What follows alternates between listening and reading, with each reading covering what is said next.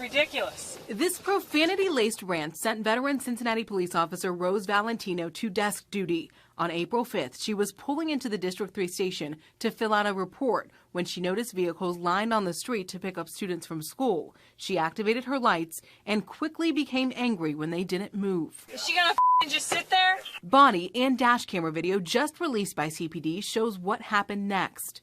Dumb. Oh, I hate him so much. Oh, I hate this world. After rolling up her cruiser's window, she uses the N-word. Hate him.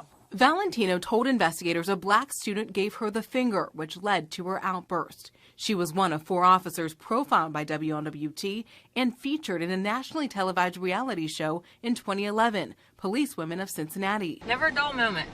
You go into every situation as if it's the first time, you've dealt with that sort of thing. In Valentino's most recent performance review, dated after the rant, she was complimented as a hard worker who uses good judgment. A supervisor recommended she study for the promotion exam. In January 2019, this official reprimand says Valentino showed body cam footage from a homicide at the Glenway Pony Keg to family members while having dinner at the casino. In March 2020, she was arrested off duty. Her sister and brother-in-law accused her of pushing and hitting them with a closed fist and using an umbrella to repeatedly strike a vehicle.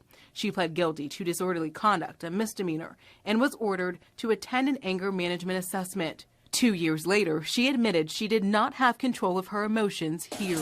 I hate it. Valentino told internal investigations, "This is a hard job, and I was getting to a point where I was really being affected by it. I have been on for 14 years.